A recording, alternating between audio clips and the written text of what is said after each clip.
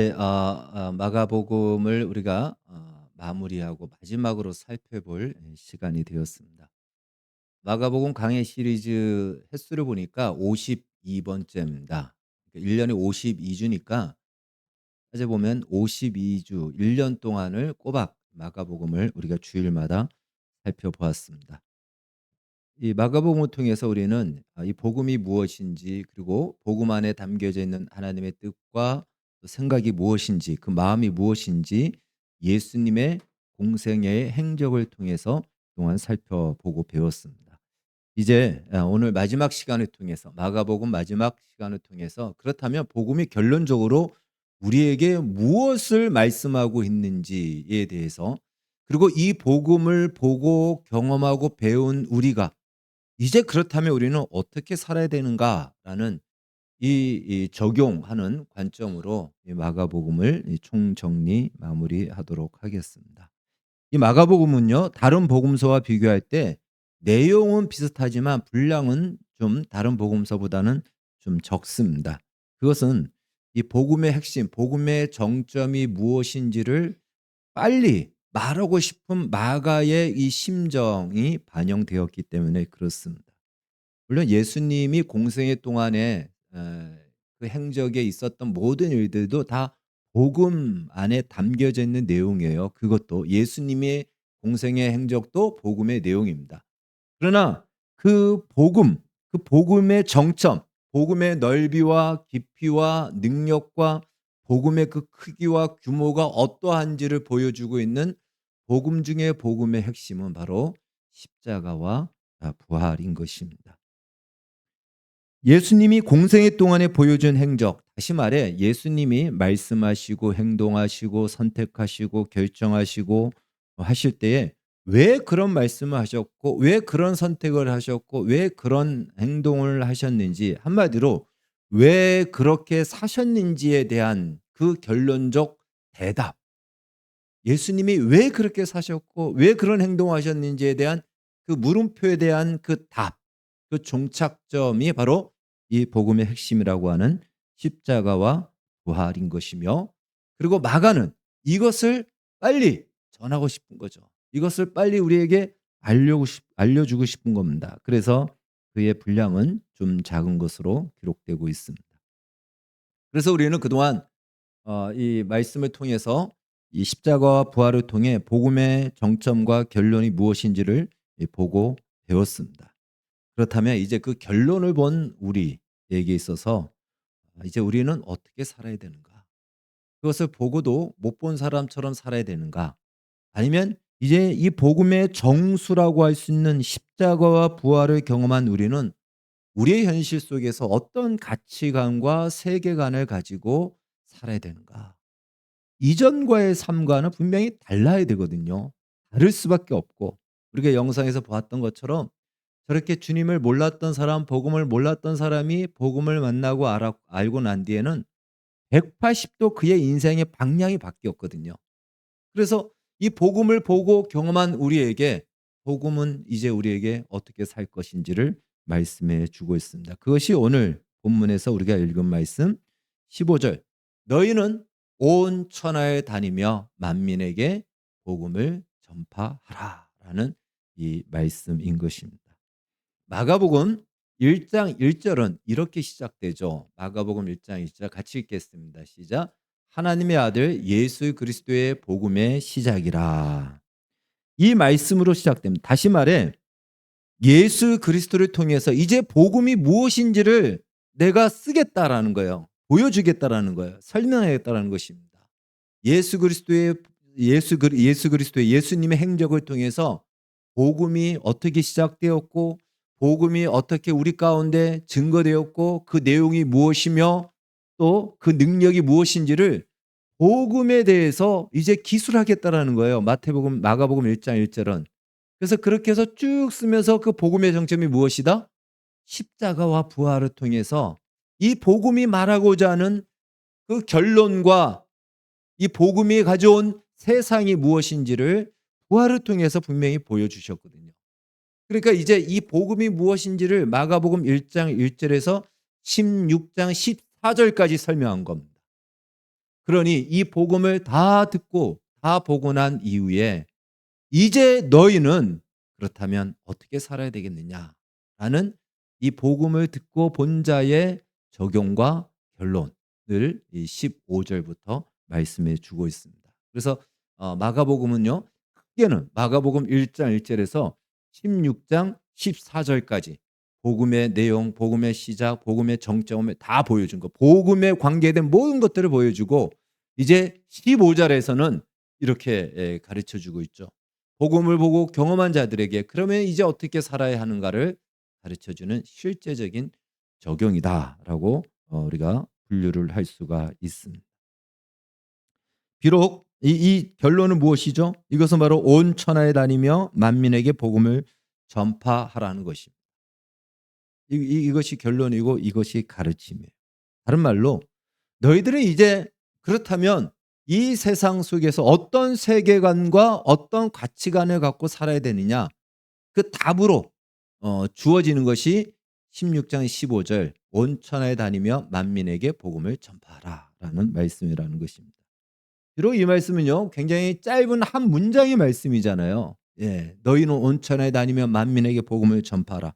굉장히 짧은 말씀이지만 이 말씀 안에는 우리가 어떻게 살아야 되며 왜 그렇게 살아야 되는지에 대한 내용이 담겨 있는 아주 중요한 말씀인 것입니다. 그래서 오늘은 마가복음을 마무리하면서 이 적용의 말씀을 살펴보려고 합니다. 너희는 온 천하에 다니며 만민에게 복음을 전파하라라는 이 말씀의 첫 번째 의미는요. 바로 저기 1로 써져 있는 것이죠. 하나님 나라는 복음의 문을 통해서만 들어간다라는 것이에요. 예. 이 말에 복음을 통한 하나님 나라의 완성이라는 것입니다. 요즘 우리가 수요 예배 시간에 도르트 신경에 대해서 살펴보는데 거기서 이렇게 우리가 배웠습니다. 하나님께서는 죄를 지은 인간을 구원하기 위해서 구원의 방법을 마련하셨는데 그 방법은 바로 복음을 듣고 믿는 자에게는 영생을 주고 믿지 않는 자에게는 오늘 말씀되어 있고 요한복음 3장 36절에도 말씀하고 있듯이 하나님의 진노가 정죄가 임한다라고 말씀하고 있습니다. 그러니까 하나님께서 하나님 나라를 이루어 가시는 그 방식, 그 수단과 방법을 복음을 통해서 이루시겠다라는 것이에요. 이 복음을 통해서 하나님의 나라에 들어오고 다른 우리가 쉬운 말로 구원을 받고 영생을 받고 생명을 얻는다라는 이 말씀이 여기에 담겨져 있는 것입니다. 그렇기 때문에 복음은 반드시 전파돼야 되는 거예요. 하나님께서 하나님의 나라를 완성해 가시는 가장 주요한 방법과 방식이 복음을 통해서 그 나라를 이루어 가시기 때문에 복음은 반드시 전파되어야 되며 바로 이것은 하나님의 마스터 플랜, 하나님 나라를 이루어가는 하나의 방식이라는 것입니다. 그래서 복음을 전파하는 것은요. 실제적으로 복음이 전하여지는 것뿐만이 아니고 이것이 하나님이 이 세상 속에서 이루시고자 하시는 마지막 하나님의 나라의 마스터 플랜이구나. 다시 말로 그것은 우리의 세계관으로 가져야 된다는 것이에요. 여러분 세계관이 무엇이죠? 영어로는 월드뷰잖아요.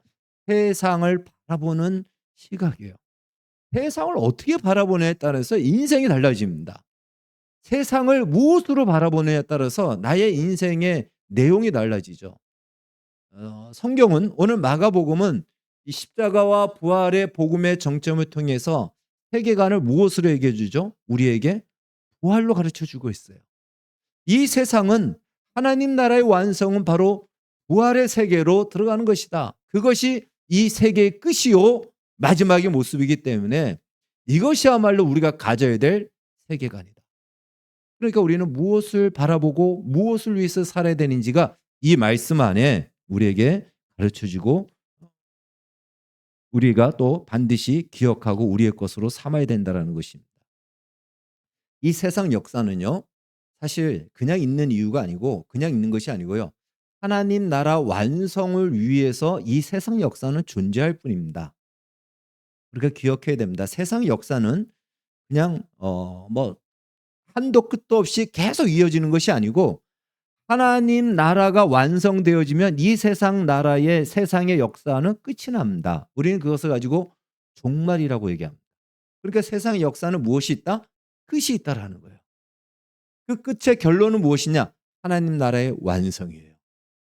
그래서 세상 역사가 있는 것이지 의미 없이 세상 역사가 존재하지 않습니다.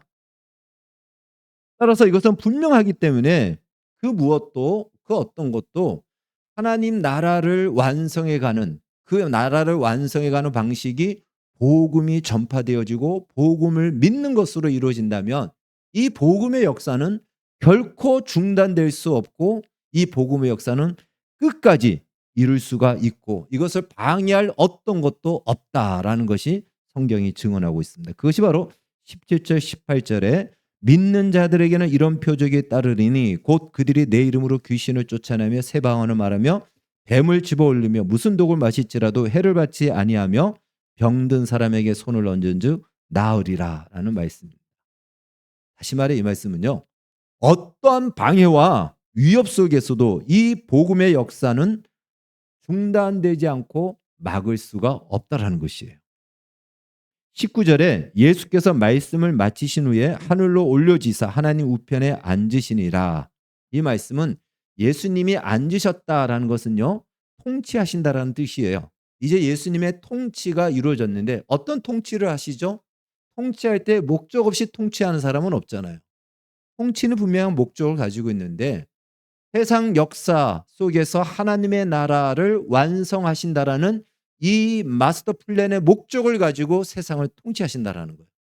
그래서 그 나라가 완성될 때까지 그 어떤 것도 방해할 수 없고 심지어 죽음조차도 그 나라가 완성되어지는 데서는 방해거리가 되지 않는다라는 것입니다. 그것이 이 말씀으로 오늘 17절 18절 말씀입니다. 물론 믿는 자들에게는 이런 표적이 따르니라는 이 말씀을 복음을 전하는 개인에게 주어지는 권능으로 이해하는 분들도 있습니다. 실제로 사도들은 이후에 많은 귀신을 쫓아냈고 사도 바울은 독사에게 물렸지만 죽지 않았습니다. 말씀이 그대로 이루어진 것입니다.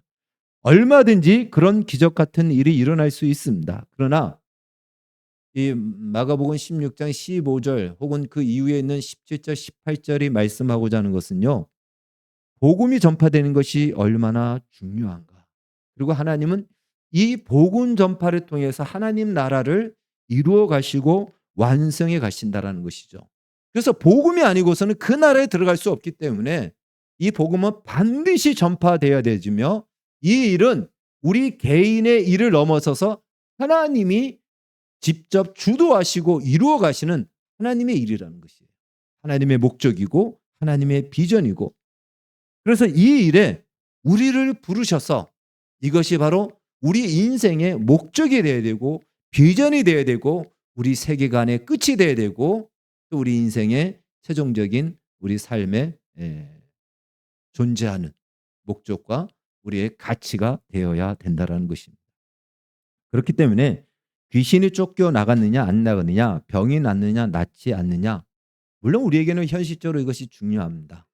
그럴 수도 있고 그러지 않을 수도 있습니다. 그러나 더 중요한 것은 복음이 전파되느냐는 것이에요. 복음이 전파되느냐. 병이 낫지 않을 수도 있습니다. 귀신이 쫓겨나가지 않을 수도 있습니다. 반대로 귀신이 쫓겨나가고 병이 날 수도 있습니다. 그렇다면 그 사람은 그 다음에 어떤 병도 안 걸릴까요? 그렇다면 그 사람은 그 다음에는 어떤 귀신도 안 들어옵니까? 그렇지 않습니다. 병이 나은 사람도 또 병이 들고 결국은 죽잖아요. 또 귀신이 들어서 죄를 짓기도 합니다. 중요한 것은 복음이 없는 사람은요. 그 사람을 지배하는 소유권이 마귀가 가지고 있다는 거예요. 그러나 복음을 받은 사람, 복음을 믿는 사람은 비록 병이 들었고 귀신이 혹 그 안에 들어왔다 나갔다 할 수도 있겠지만 그 소유권이 이제는 예수 그리스도가 된다는 것이에요. 주인이 바뀌지 않습니다. 주인이 그러니까 마귀였냐 하나님이냐 이것에 의해서 굉장히 그의 인생은 좌우가 되는 것이죠. 근데 그 기준이 무엇이다? 복음이라는 것입니다. 그러니까 복음이 전파되어지는 것이 얼마나 중요한가 그것을 우리가 말해주고 있습니다. 이것이야말로 우리 인생이 살아가야 되는 존재 목적이며 이유라는 것도 말씀해 주고 있는 것이죠. 웨스트민스터 신앙 고백서에서는 이것을 사람이 제일 되는 목적이 무엇입니까? 라고 했을 때 사람이 제일 되는 목적, 살아가는 목적, 가장 최고의 목적, 성공한 인생이란 무엇이냐? 하나님을 영화롭게 하는 것과 영원토록 그를 즐거워하는 것이다. 그래서 하나님의 영광에 참여하는 것이 우리 인생의 최고의 위대한 성공인 것입니다. 근데 하나님의 그 영광이 무엇이죠? 하나님의 나라를 완성해 가는 것입니다. 그 완성에 우리가 동참하는 것, 바로 복음을 통한 하나님 나라의 완성이라는 세계관을 가지고 직접적으로 우리의 인생 속에서 우리의 입을 열어 복음이 전파되던가, 이제 우리가 두 번째 살펴볼 그 말씀대로 바로 하나님 나라의 이 가치관을 가지고 우리의 삶 속에서 살아내는 것, 이것이 바로 하나님 나라의 영광에 참여하는 것입니다. 하나님께서는 이 세상에서 하시고자 하시는 것, 그것은 하나님 나라가 온 땅에 편만하게 임하여지는 것입니다. 그리고 그 나라는 복음을 통해서만 완성되어지고 들어간다라는 것입니다. 그렇다면 반드시 복음이 전해져야 되는 것은 필수적인 일이다. 이 일에 여러분과 저의 인생을 하나님이 부르시고 있다라는 것입니다. 그래서 이것은 우리 인생의 별개의 옵션, 내가 선택할 수도 있고 선택하지 않을 수도 있는 것이 아니고, 이것이 우리 삶의 세계관의 끝이 돼야 된다는 거예요. 우리 삶의 목적이 돼야 되는 것입니다. 이것으로 모아지지 않는 우리의 인생의 모든 것들은 다 사실은 사라질 것들이에요. 내가 열심히 만들어 놨는데 한순간에 물거품이 된다. 얼마나 허무할까요? 내가 열심히 인생을 정말 피땀 흘리면서 살았는데 그것이 하나도 기억되지 않고 유효화되지 않는다면 그 인생은 낭비하는 인생, 쓸모없는 인생으로 끝나는 것이죠. 그런데 우리의 삶의 초점과 목적이 여기에 모아지지 않는다면 그런 인생은 성경에서 말합니다. 다 버려지는 것들이라고, 기억되지 않는 것들이라고 말씀하고 있습니다. 자, 만민에게 복음을 전파하라는 말씀의 첫 번째 의미가 복음을 통한 하나님 나라의 완성이라면, 이제 두 번째는 그렇다면 이 복음을 보고 경험한 우리가 실제적으로 우리 현실 속에서 어떻게 살아야 되는가를 이 말씀 속에서 가르쳐 주고 있다는 것입니다. 복음을 통한 하나님 나라의 완성은요, 이것은 우리만이 가진 것이 아니고 예수님이 가지신 비전이셨어요. 그리고 예수님은 그 비전을 실제로 이루신 분이십니다. 그래서 이 비전을 가지고 예수님이 공생의 동안의 현실에서 어떻게 사셨는가, 왜 그렇게 사셨는가가 모든 질문과 의문이 다 마지막을 통해서 우리가 확인되었듯이, 이제 이 결론을 보고 비전을 가졌다면 현실 속에서 우리는 어떤 가치관을 가지고 살아야 되는가를 예수님을 보고 우리는 배워야 된다는 거예요. 왜? 예수님은 이 목적을 가지고 현실을 사셨기 때문에. 이 비전을 가지고 우리와 같은 현실에서 예수님은 무엇을 중요하게 여기는지 그의 가치관, 그 예수님의 가치관을 우리가 해야 되는 것이에요. 예수님처럼 살아라 그러면은 우리 당장에 우리가 어떻게 예수님처럼 사냐고 헉 하는 마음이 있겠지만, 그것을 조금 더 세분화한다면 예수님이 가지신 가치관, 예수님은 무엇을 중요하게 여기시고 무엇을 소중하게 여기셨는가, 그 가치관을 우리의 가치관으로 삼고, 예수님은 하나님을 어떻게 신뢰했는가, 예수님이 가지신 하나님에 대한 믿음이 우리의 믿음의 모범이 돼야 되고요. 또 예수님이 가지신 인격과 성품, 그것은 곧 하나님 나라의 색깔입니다. 마태복음에서는 하나님 나라를 하나님 아버지의 성품으로 묘사하고 있습니다. 그러니까 하나님의 나라는 이러한 색깔을 가지고 있어, 이러한 색깔로 가득 차 있어 라고 할 때 그 색깔을 인격과 성품이라고 말할 수 있습니다. 그러니까 우리가 하나님 나라에서 산다면, 하나님 나라를 목적으로 살아간다면 우리는 어떤 인격과 어떤 성품을 우리가 추구하며 만들어 가야 되는가? 그것을 예수님이 공생애를 통해서 우리에게 보여주셨어요. 그래서 예수님이 공생애를 사신 이유가 바로 그것입니다. 복음의 절정은요, 십자가와 부활이에요. 그런데 예수님의 공생의 삶이 복음인 이유가 바로 십자가와 부활이라는 이 복음의 정점을 가진 자가 현실에서는 그러면 구체적으로 어떻게 살아야 되는가를 예수님이 친히 우리와 같은 인생 속에서 보여주신 거예요. 예수님 무엇을 중요하게 여기셨죠? 무엇을 가장 중요하고 기준으로 삼으면서 말씀하셨습니까? 한 가지만 말씀드린다면 사랑이죠. 예수님이 말씀하신 거, 예수님이 우리에게 가르쳐 주신 거, 그리고 그 사랑이 무엇인지를 예수님은 자신의 인생을 통해서 구체적으로 우리에게 보여주셨습니다. 그러니까 이제 너희는 온 천하에 다니며 만민에게 복음을 전파하라는 이 말씀은 단순히 우리의 입을 열어 복음을 전하는 것만이 아니고 그것도 당연합니다. 그러나 그것은 우리가 가져야 될 세계관이 무엇이며 우리가 현실 속에서 이때 어떤 가치관과 어떠한 믿음과 이제 우리가 갖추고 만들어 가야 될 우리의 색깔, 우리 어떤 인격과 성품을 만들어 가면서 살아야 되는지를 구체적으로 말씀해 주고 있고 그것을 실내로 보여주신 것이 바로 예수님의 공생의 모습이라는 것입니다. 세상 사람은요, 여전히 무엇을 위해 살아야 되는지를 모르고 있습니다. 언젠가 TV에서 이경규 씨가 이 증문즉답이라고 하는 그 법률이라는 그 사람이 뭐 스님입니까? 예. 진짜 스님은 또 아니라고 그런 말도 있고요. 근데 참 요즘 그 정토신앙이라고 해서 이 이마트 뒤에서 아주 전도하듯이 나와서 막 그걸 몇 사람들이 나와서 하더라고요. 옷 입고. 어.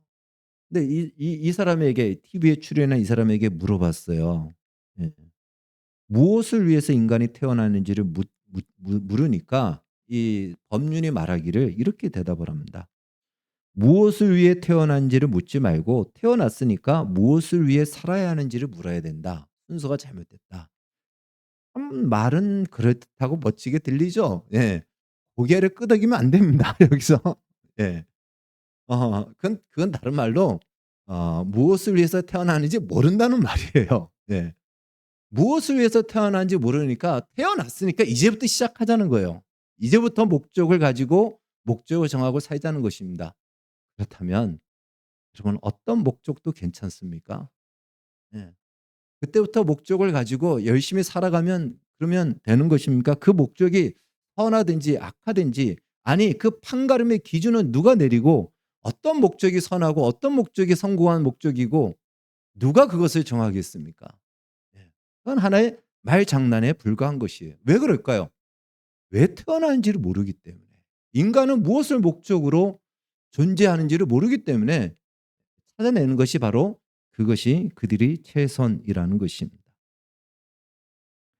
하나님께서는 목적을 갖고 인간을 창조하셨습니다. 그런데 인간 스스로 그 목적을 상실해 버렸죠. 그래서 그때부터 인간은 왜 태어나는지를 모르는 거예요. 무엇을 위해 살아야 되는지를 모릅니다. 그냥 태어났으니까 이 땅에서 더 잘 살고 남들보다 우위에 있는 자리에 이르기 위해서 만들어낸 것이 인간의 전통과 인간들이 만든 질서와 제도와 오늘날의 모습인 것입니다. 그런 인류에게 예수님이 오셔서 인간의 본래 창조 목적이 무엇인지 이제 알려주신 것이죠. 그래서 어떤 세계관과 어떤 가치관을 갖고 살아야 되는지 예수님이 친히 보여주셨고 가르쳐 주셨습니다. 하나님께서 인간을 얼마나 사랑하시고 존귀하게 여기시는지 그리고 인간의 인간됨의 가치가 무엇인지를 예수님은 그의 생애를 통해 복음을 통해 우리에게 알려주셨고 가르쳐 주셨습니다. 그리고 십자가와 부활을 통해서 우리로 하여금 그 하나님이 창조한 존귀하고 영광스러운 목적에 이를 수 있는 자리에 우리를 세워 주셨습니다. 그리고 이렇게 말씀하시는 거죠. 이제 그동안은 너희가 이 창조 목적을 모르고 살았기 때문에 너희 마음대로 생각한 대로 살았다면 이제는 하나님이 창조한 이 존귀하고 영광스러운 창조 목적대로 살으라 라고 하는 것이 무엇이다? 온 천하에 다니며 만민에게 복음을 전파하라는 이 말씀인 것입니다. 사랑하는 여러분, 우리가 말씀에 순종하고 복음을 전하며 믿음대로 사는 것은 쓸모없는 수고를 하는 것이 아닙니다. 비록 우리보다 더 많은 세상 사람들, 복음을 알지 못하고 예수를 알지 못하는 사람들이 어마어마하게 많죠. 전 세계 인구에서 대부분이 거의 그렇고요. 실제로 아주 순수한 복음주의 기독교인들은 이제 우리 개신교 안에서를 얘기하죠. 6억 정도라고 봅니다. 그렇게 봐요. 물론 좀 오래된 통계지만 지금 70억, 80억 인구 중에서 이 복음을 올바르게 진정한 복음을 받고 듣고 있는 사람들이 10억도 안 됩니다. 6억밖에 안 돼요. 그러니 얼마나 많은 사람들이 그게 아니다라고 이야기를 합니까? 나 혼자 까만색이라고 얘기하지만 10명이 다 하얀색이라고 얘기하면 나중에 나도 '진짜 저게 하얀색인가?' 이렇게 생각이 되지 않습니까? 우리가 말씀대로 사는 것에 대해서 세상은 그리 환영하지 않고 그렇게 사는 것이 잘못됐다고 세상은 오히려 이야기하고 너 자신을 위해서 사는 것이 이 최고의 지혜고 성공이다라고 세상은 계속해서 끊임없이 여러 매체와 강의와 또한 미디어를 통해서 세뇌시키고 또 그렇게 가르치고 있습니다. 비록 그러할지라도 우리의 이 삶을 그들이 알아주지 않는다 할지라도 기억해야 될 것은 이 복음과 이 복음의 말씀대로 사는 것이야말로 부활이라는 가장 성공적인 영광에 이르는 것이며 위대하고 영원한 인생을 사는 것입니다. 이 사실을 우리는 꼭 믿음으로 받아야 됩니다. 사우디아라비아의 빈살만 왕자의 별명이 에브리싱입니다. 에브리싱 아시죠? 네. 모든 것을 다 할 수 있을 만큼 돈이 많기 때문에 에브리싱 그것이 그 별명이라고 합니다. 그런데 그런 빈살만도 솔로몬의 영광에 이르지 못합니다. 솔로몬의 영광은 그의 몇 배는 아마 됐을 것입니다. 이러한 세상 모든 성공을 경험한 솔로몬이 실패한 것이 없어요. 성경을 보면 솔로몬이 실패한 것이 없어요. 국방, 경제, 무역, 문학, 예술 모든 분야에서 솔로몬은 가장 뛰어났고요. 실패한 것이 없어요. 네. 그래서 그 시대에 은을 돌같이 돌멩이처럼 봤다라고 성경은 얘기합니다. 은을 그냥 가치 없는 돌멩이로 보일 정도로 그러한 성공과 부를 이뤘던 사람이 솔로몬입니다. 이런 솔로몬이 전도서의 마지막에 이렇게 말합니다. 우리 말씀 같이 한번 읽도록 하겠습니다. 시작. 이를 결국을 다 들었으니 하나님을 경외하고 그의 명령들을 지킬지어다. 이것이 모든 사람의 본분이니라. 하나님은 모든 행위와 모든 은밀한 일을 선악간에 심판하시리라. 아멘. 아가는 예수님을 통해 복음이 무엇인지 복음의 시작부터 복음의 내용과 복음의 능력과 복음의 절정에 이르기까지 모든 것을 다 기록한 후에 솔로몬처럼 얘기합니다. 지금까지 너희가 복음이 무엇인지를 다 보고 경험했고 그 복음의 능력으로 너희가 영광의 자리에 이르지 않았느냐. 그렇다면 이제 너희는 이렇게 살으라 하면서 주신 말씀이 무엇이라고요? 온 천하에 다니며 만민에게 복음을 전파하라라는 것입니다. 솔로몬이 저렇게 이야기한 것과 똑같습니다. 물론 우리가 이 땅에서 복음을 따라 믿음으로 사는 것은 녹록지 않습니다. 그리고 그것은 그리 우리의 육체를 기쁘게 하는 일이 아닙니다. 왜 그러냐면 복음은 결코 우리의 육체를 기쁘게 하는 그러한 내용들로 돼 있지 않아요. 왜? 우리의 육체는 이미 죄로 오염되었기 때문에 그대로 놔두면 하나님을 반대하는 것들을 좋아합니다. 그리고 하나님을 대적하는 자리에 알아서 쓰고요. 힘써서 하나님을 반대하고 대적하는 자리에 나아가는 것이 우리의 육체입니다. 예. 그것이 우리의 육체이기 때문에 복음이 우리의 육체적으로는 별로 그렇게 기쁘고 즐거운 그런 내용들은 아닙니다.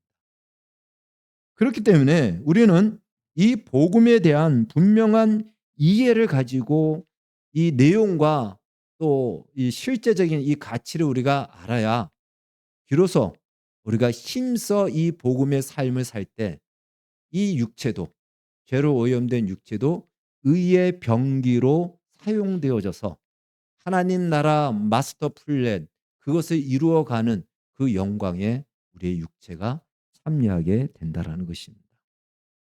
우리가 하나님의 말씀과 이 복음을 이러한 이해로 받아들이지 않으면 복음은 또 하나의 우리에게 있어서 율법이 되는 거예요. 또 하나의 짐이 됩니다. 내가 복음을 전해야 되는데 전하지 못했어. 또 하나님 앞에 참 죄를 지었어. 이렇게 되는 거예요. 여러분, 이것은 우리의 인생에 그냥 우리 인생이 있고 별개의 무엇이 아니고, 이 복음은 우리 인생을 떠받치는 받침이고 우리가 나아가야 될 삶의 방향이며 세계관이에요. 너희는 온 천하에 다니며 만민에게 복음을 전파하라는 것은 우리의 입을 열어 복음을 전하라, 그것만 말하는 것이 아니라는 것. 실제로 그렇게 해야 됩니다. 그러나 그것만이 아니고 이제 이 모든 것을 본 것은 무엇이냐? 왜 예수님이 로마를 멸망시키지 않고 십자가와 부활을 통해서, 그리고 부활한 이후에 예수님이 제자들을 찾아가셨느냐? 이 세상은요, 하나님 앞에 다 심판받고 정죄받을 세상이기 때문에 세상은 바뀔 이유도 없고 바뀔 수도 없습니다. 다 사라질 것들이에요. 세상이 존재하는 이유는 하나님 나라의 완성을 위해서 존재합니다. 부활의 세계, 그것이야말로 영원한 세상이고 그것이야말로 우리가 바라봐야 될 세상이고, 거기서부터 인정되어지는 것들만 우리 현실에서 가치로 받아들여야 된다는 것이에요. 그래서 이것은 우리가 살아가는 삶의 방식, 살아가는 삶의 의미, 우리가 살아가는 삶의 가치와 기준, 이 모든 것들이 복음이 우리의 기준이 되어야 된다라는 것입니다. 그렇기 때문에 이 복음을 우리가 전하고 또 우리의 삶을 통해서 이 복음을 증언하며 살아가는 그것은 바로 하나님의 마스터 플랜이 완성되어지는 현장이기 때문에 하나님은 그곳을 주시하여 보고 눈을 떼지 않고 주께서 역사하시는 현장이 되는 것입니다. 그것이 바로 20절 말씀, 제자들이 나가 두루 전파할세 주께서 함께 역사하사 그 따르는 표적으로 말씀을 확실히 증언하시니라. 이 말씀인 것이에요. 주님이 그곳에 함께 있고 이 일을 하나님이 기뻐하시고 그곳에 주님이 역사하시는 거예요. 하나님의 시선이 거기에 머물러 있는 것입니다. 물론 그러한 증거가, 그러한 어떤 나타나는 증거들이 나타날 수도 있고 나타나지 않을 수도 있습니다. 그리고 이것은 다양하게 나타날 수 있습니다. 어떤 사람에게는요, 물질적인 축복으로 나타날 수도 있고요. 어떤 사람에게는 기도의 응답이 나타날 수도 있고요. 어떤 사람에게는 초월적인 기적의 역사가 나타날 수도 있습니다. 다양하게 나타날 수도 있고 또 어느 때는 나타나지 않을 수도 있습니다. 그러나 이 복음이 전해지는 그곳에, 그리고 복음을 전하는 그를 우리 하나님은 눈을 떼지 않고, 그것이 하나님의 목적이기 때문에 그 일에 동행하시고 그 일을 이루어 가신다라는 것입니다. 바라기는 이 복음이 우리 신앙과 인생 속에서 그냥 내 삶이 있고 그중에 종교 하나쯤은 누구나 가지는 것이 좋으니까 그중에 기독교를 가졌고 그 기독교 안에 복음이 있다, 이렇게 생각하지 마시고요. 나의 삶의 존재를 떠받치는 받침이 되게 하시고요. 내가 나아가는 방향에 이끌어가는, 그 바로 나를 이끌어가는 중심이 되게 하시고, 또 내가 현실 속에서 어떤 것이든지 선택하고 판단하고 결정할 때 가장 유일하고 최종적인 권위를 가지고 근거가 되는 기준이 바로 이 복음이 되게 하십시오. 복음의 실체는 바로 예수 그리스도죠. 예수 그리스도가 우리 삶의 기준이 되고 모든 것의 가치의 근거가 되고 기준이 되게 된다면 우리의 삶은 하나님께서 완성해 가시는 바로 그 현장이 날마다 이어질 것입니다. 우리는 십자가와 부활을 통해 역사의 끝을 보았습니다. 그걸 보여주신 거예요. 예수님이 부활을 보여주신 것은 이 세상 역사는 다 사라질 것들이고 부활의 역사만이 영원할 것을 우리에게 보여주신 겁니다. 그래서 그 부활의 세계를 우리에게 가져오신 거예요. 그걸 다 봤는데도 불구하고 여전히 사라질 세상을 위해서 살아간다면 사람은 어떤 사람일까요? 어리석은 사람입니까? 아니면은 진짜 본 것을 못 본 사람입니까? 가끔씩 낭떠러지를 보면서도 낭떠러지를 따라가는 그 동물들을 보면은 정말 어리석고 미련하지 않습니까?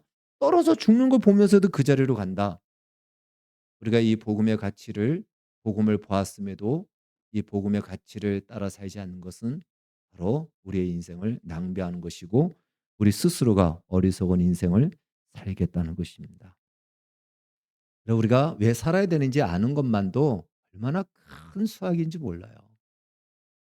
이 세상에서 정말 성공한 인생이라고 하는 사람에게 그 한 80, 90 산 사람에게 물어보십시오. 사람의 존재 목적이 무엇입니까? 뭘 해줄까요? 또 없어요. 몰라요. 그 사람도 왜 살아야 되는지 태어났으니까 열심히 사는 것이고 나름대로 자기의 기준으로 좀 선하게 산다고 산 것뿐이지 자기가 왜 세상에 태어났고 인간의 존재, 자기의 존재 목적이 무엇인지 모른다. 모르고 열심히 달려가는 거예요. 열심히 뛰는 사람한테 왜 달리죠? 몰라요. 그냥 뛰니까 뛰는 겁니다. 이거하고 똑같은 거예요. 우리는 알아요. 왜 살아야 되는지. 우리의 최종 목적지가 어디인지를 알고 무엇을 위해서 살아야 되는지 아는 것만도 우리는 존귀한 자들이고 엄청난 정말 지식으로는 가장 높은 차원의 지식을 가진 사람들입니다. 예수 그리스도께서 이 놀라운 은혜를 우리에게 주셨습니다.